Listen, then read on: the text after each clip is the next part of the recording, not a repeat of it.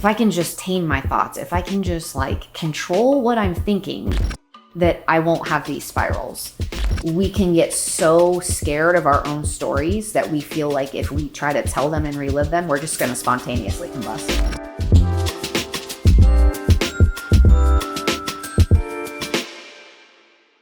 Jessi, thanks so much for being back with us on Tell Me a Story. Let's get really practical. Give me the 3 best truths you found on how to overcome anxiety. Okay. I don't know that I've necessarily overcome it completely yet, but I'm trying really hard with the Lord's help. And I think, I've kind of boiled it down to through processing with my therapist and in this story work where I'm coming down to the 3 truths, really. I can't control the thoughts that pop into my head. I've always thought, if I can just tame my thoughts, if I can just like control what I'm thinking, that I won't have these spirals. But the more I've learned and the reading I've done and just being 43 years old and having lived this long, I can't control these thoughts that pop into my head. I can't control the triggers that come on a daily basis, whether it's just going to be a trigger because it's a trauma I've lived through, mental health issues. It's going to be a trigger because of my brother. I think the shift for me happened when I realized I can't control the thoughts, but I can choose to disengage with them. A trigger can come my way. I can read a news story. I can hear rumblings of weather. I can, think back on a memory of my mom that maybe is not pleasant. And whereas before I would just get so wound up by it and start spiraling and how do I panicking, just disengaging with them, because a lot of times, my thought life is not reality. And a lot of times it's coming from an imagination place. And I think our imagination is very powerful. And when we have these thought spirals, typically for me, it's the same thoughts I've had for decades like this. It's like an endless loop in my brain. So disengaging with them gives them less power. What do you mean by disengage with them? Something tangible is, the news is a tough one for me. Yeah. I have a hard time. I'm very sensitive to just traumatic news stories. And I, for a while, was just like, nope, I can't watch the news. I just will never watch the news again. That's the answer, right? I just never watch it again. But that's not real life. I mean, that's not real life. Yeah. I can walk into a room, it's on, I turn on the radio, something pops onto my phone. So let's just say I read a news article about, a traumatic person has gotten into a car accident. And it's a very traumatic accident. In the past, I would stop what I was doing and I would feel my heart rate start to go. And then I would think about where are my kids? Where's my husband? Is anybody driving right now? That's where I would immediately go with it. But now it's kind of like, okay, I can read the story, hear the story. Sure, that's going to make me feel a certain way, but I can choose to keep doing what I'm doing. I can say to myself, that story is not my story. It's not my reality. I have no reason to believe in this moment that is my story. So I just keep doing the next thing. I keep moving. I had not heard someone describe it that way. It's funny because when you're saying to control your thoughts, that's always what I think too, is like, I just have to control my mind. But you're right. How do you do that compared to disengaging with it? Yeah, I think a huge one for me has been if it's a lie, if the thought is a lie, which a lot of them are, I can replace it with truth. The minute I think I'm weak, Jesus is strong. The minute I think that I'm not enough, I don't have to be because he is. Yeah. So it's finding these truths that ground me in who God says I am and just replacing them every single time. And sometimes I do a good job of it. Sometimes I don't. I revert back to some spirals. But all in all, I think this idea, it was a shift for me to realize I don't need to beat myself up internally for having thoughts. Yeah. I can't control them. Right. As much as I would love to. Because that itself is the shame spiral of, why are you so faithless? Yes. Or it, as opposed to just... And there's a difference, I think, between disengaging a thought and avoiding it. Like Yes. where you're just now numbing yourself to Correct. think about it, compared to saying actively that I choose not to. Yeah. That's good. What are the other two? Uncertainty is a big one for me. And, my whole life, because of my story overall, I think uncertainty has kind of given me a sense of discomfort, that it's bad. Oh, yes. Same. There's not a lot of times in my life that were uncertain as a kid, as a teenager, as a young adult, that ended well. So it's this sitting in uncertainty is really, really, really hard for me. And Andy Kolber, who wrote Trying Softer, she has another book called Strong Like Water, and she says, as counterintuitive as it may seem, discomfort can actually be a holy thing. We need to be able to tolerate the discomfort to engage in the dance of being human. And there's just something about, I'm very extreme. I'm either good or I'm bad. I'm happy or I'm distraught. I live life, it's back to this whole grasping with tight fists and control. I have a very hard time with anything in between. So it's this sitting in this uncertainty with the Lord. Like, I don't know what's going to happen next. I don't know what's going to happen on my drive home from here. And the irony is, even if you think you do, you don't. You don't. Right. I guess I do have a deeper sense, like, oh yeah, but yeah. Keep and going. It's Never just, do. Right. It's just being able to be somewhat fluid and go with the flow of what's coming at me is, like I said, just very uncomfortable because it feels uncertain. And I think, all these years the anxiety is driven by wanting certainty, and I'm never going to get it on this side of heaven. And you grasp for it over and over. Yeah.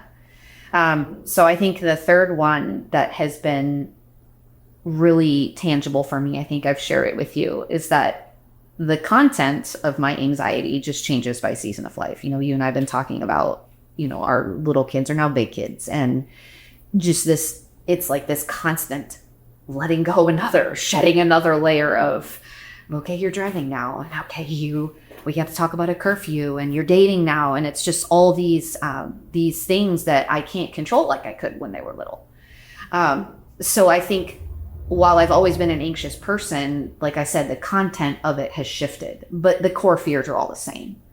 And so I feel like I catch myself in this game of whack-a-mole, where it's like the same I've recognized now it's the same underlying thing. I'm terrified of uncertainty. I'm scared that if something bad happens, I'm not coming back from it. I'm going to lose control, and it's not going to end well. Like, it's over. Like Dan says, Sharon, sometimes in our class, we can get so scared of our own stories that we feel like if we try to tell them and relive them, we're just going to spontaneously combust. And that's what it feels like. It's like, that's what it is. And then my coping mechanisms are that whack-a-mole game. Like, well, I can just beat that worry down by keeping us really busy. Like, you won't have time to get in trouble because I'm going to keep you so busy that there's no time. And then, I'm worried about, whatever it is, I'll find something to grasp onto. Yeah, to mitigate that. Like, we'll just shift somewhere else. But it's all the same. That same core fear down at the bottom that just rears its ugly head. So just, how do we get to that and give that to God? Because that's next level. Yes. And that's probably a continual giving to him every second of every day, over and over. Yeah. I mean, I say this, Trying Softer by Andy Kolber again.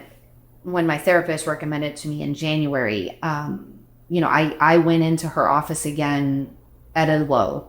So I knew I wanted to get to the root of this, but I was also in a place of coming out of trauma again, where I also needed to just get my life back on track in that moment. So as I'm working, she shows me this book, and I remember thinking to myself, Trying Softer is just not my nature. I am extreme in whatever it is I'm doing, good or bad. And so even our culture tells us, do more, run faster, work harder, like be more productive. Even like you were saying, like we can walk something and have it shipped immediately to us. So trying softer is so countercultural that I had to take a minute and say, what does that look like? Yeah. What does that even mean? Yes. To try softer. I think it started with being softer with myself and letting Jesus meet me in the weakness and sit in the silence of it and not try to look for ways to numb the pain and the grief, just to really sit in it. And it's really hard. It's really hard. Yeah.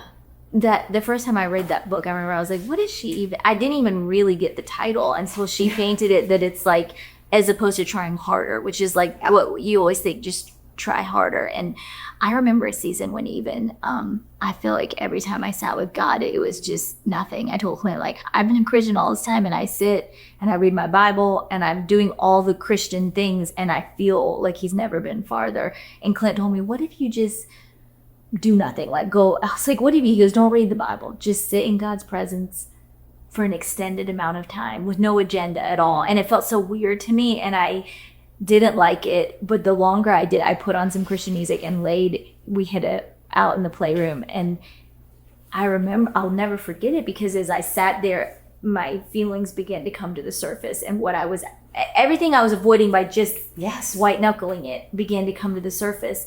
And there's even another author, Ruth Barton, who took that same idea and she put it to prayer, where she talked about, like, it was actually talking about loving difficult people, but she said it's kind of weird that when we pray for someone, we like tell God what to, as if we know, like, please help Jessi Bailey with. And so she said what she does is she visualizes herself entering God's presence, and she pictures it. The way I picture it is like I strip every single version of me off. So it's like, here's the mom, the wife, the podcast host, the pastor's wife, all the way down to, I picture it almost like this little glowing soul. And I picture this dark room, and it's the real God and the real me. I'm in his real presence, and I just sit there. And then when I'm ready, I bring the other person into the room. And the way Ruth Barton talks about it, it's a difficult person to love usually, that she suggests this activity for. And every time I've never done it, the minute I do, I feel such tremendous love for them. And I feel like it's almost like God lifts a curtain and I feel his heart for that person. And then all I do with my whole spirit is like, agree. Yeah. Submit.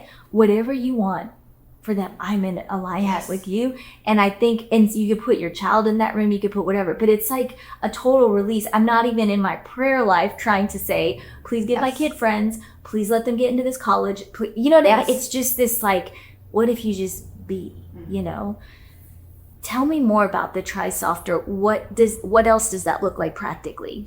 I mean, I think what you're getting at, just that ideal of even mindfulness in general, that just this sitting in silence is really hard, I think, for us in this day and age, because nothing is silent. It's like you just have so much stimulation all the time.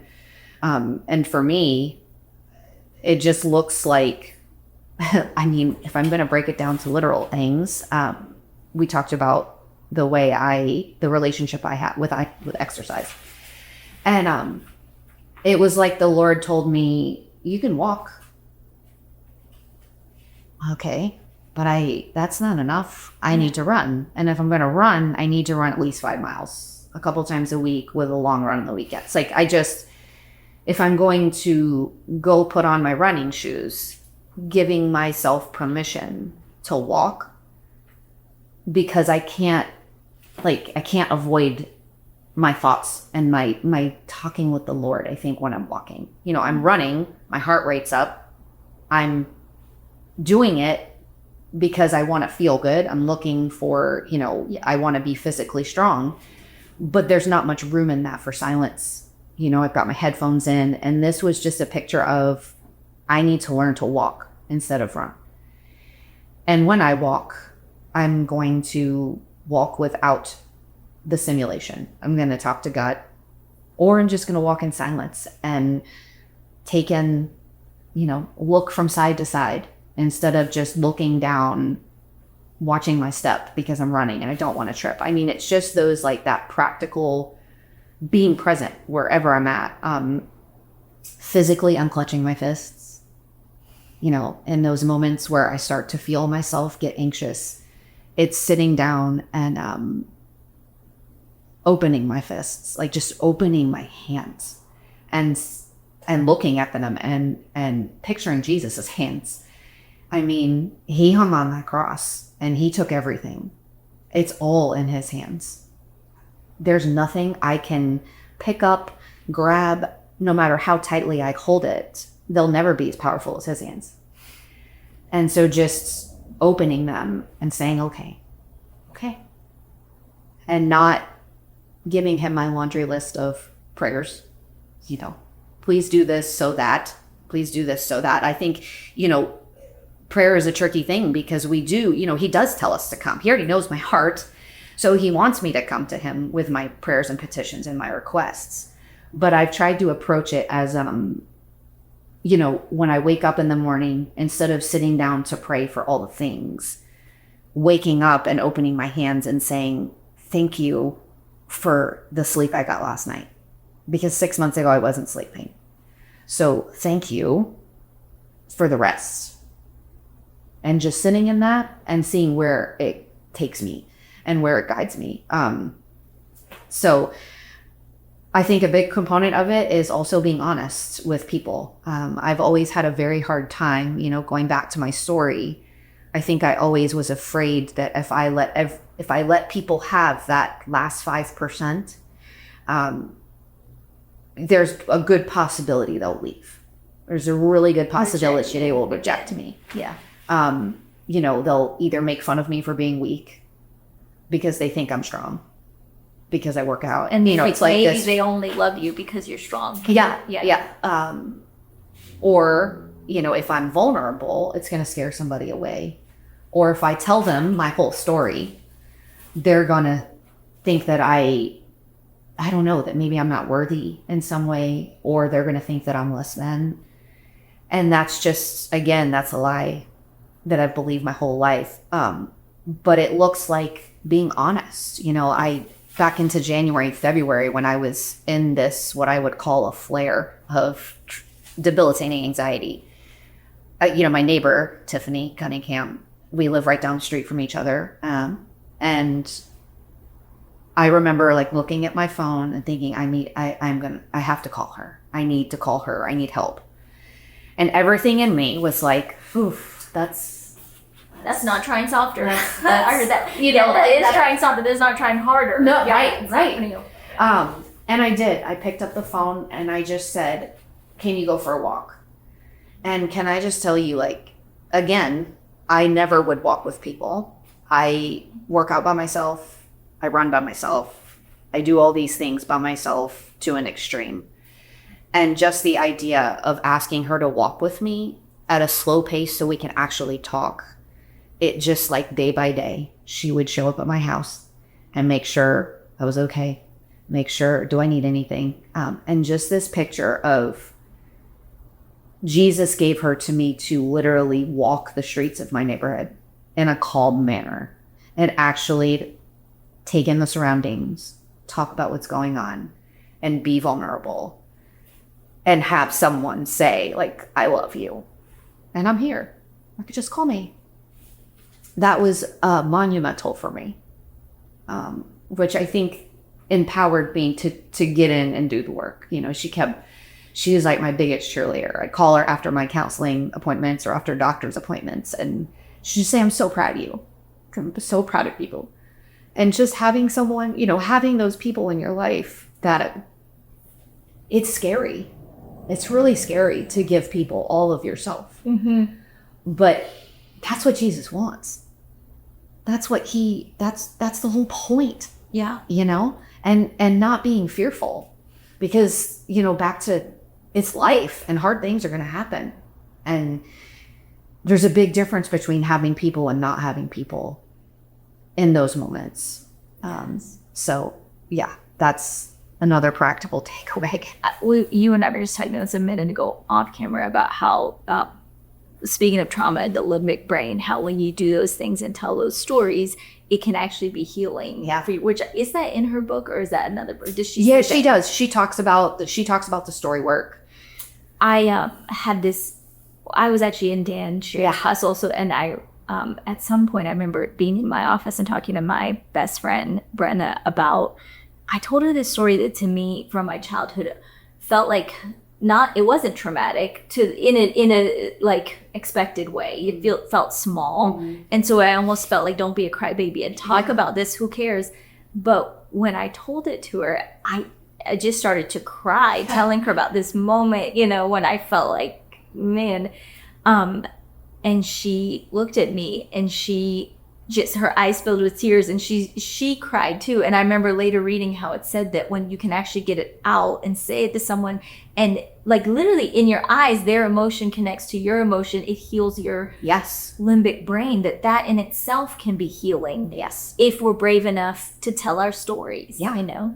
I mean, it's scary to go backwards, right? When we go back into the stories and for me, I think I had this weird sense of fear that if I start going backwards, I might find something out about myself that I don't want to know. 2, I might get back into it and not get out of it. So then I'm going to be stuck there. And that's why I think it's so important when you're, these classes that are designed to do the story work, you're in a safe place and you're with other people who have walked through big and little T trauma. And no matter what, you get it out. And to have someone meet you in that space and tell you, 1, you're not crazy. 2, that's really tough. And 3, look what you've overcome. Look what God has done. Like at the end of that story to say, look what God has done. It just brings it all to a close. And then you have this sense of peace. While you can't go back and right the wrongs or change the past, like God was there the whole time. Like he didn't just come into my life when I was saved at 25. And that's been doing the story work has actually what has broadened that for me. Like there's no before and after, which I've always thought of my life that way. I think that's why I kind of shelved all this stuff. Before that. It's like, I've been forgiven. I don't need to. That's the old me. This is the new me. New me is not perfect, but Jesus is, an active part of who I interact with. But this idea that it's one big, long story that God was in the whole time. And he had chosen me before time to get me through all the things I went through so that I can sit here with you and tell you, like, Jesus is bigger than any story I could ever tell. Like, he is the author. He is my redeemer. He's everything. He is everything. And until I'm willing to let him tend to those pieces of these stories, I'm going to keep believing lies. And I'm going to keep getting tripped up with the same, these same triggers. It's a beautiful thing to tell your story and then have someone who doesn't know you say to you, look what God did. That's a very powerful thing. So what would you say, let's end here. What would you say to the person listening who is right where you were? They're terrified to go back and look at it. Maybe they're just beginning to realize, I do want to change my life. I'm not thriving. I am just surviving, but all the same fears. What would you say to that person? I would be honest with you and say it's not easy. It's very uncomfortable. It's a very humble place to be, but it is so life-giving. It's to get at your stories that you think were just these blips, whether you were at fault or something was done to you or you're part of these stories. We all have stories. Like every single one of us has lived through a trauma. Trauma is not just a car crash on the street. It is any time you have an emotional reaction to something that's not tended to. And so to someone who feels, you know, that tug on your heart, like this is coming from somewhere. You know, I learned these coping mechanisms. I learned to get anxious. I learned to be a world-class warrior somewhere, and to pick something up and to just worry and worry and worry and worry until you're in a panic. That's coming from somewhere. And doing the work is, you walk through the stages of all of it. You know, you grieve what was lost, and then you sit in that for a little bit. When you do it in the right space, you have someone checking on you. You know, I read a story that was really tough for me last week in our story group, and I left. I was very emotional. I left, and on my drive home, I was thinking, well, what now? What do I do now? It's out there. Like, I have shared something that I've never shared with other people before. And, you know, every single one of 3 of the people I don't know personally, every single one of them had something else to offer and to speak into. Wow. Because we're all different. You know, we can all watch the same movie and have a completely different reaction. So the idea is you're going into this space and you're hearing a group of people who all know Jesus. So they're coming at it from a place of redemption. And they're speaking from their own experience as an outsider, but also they're feeling the story with you and giving you a safe place to process it and to kind of come full circle with it. It's not this thing that's like on the shelf and left undone to be dealt with at a later date. So it's hard, but it's so good. I would not change it, and I'm excited to do more. Amen. Amen. Thank you so much, Jessi Bailey. Appreciate it. Okay.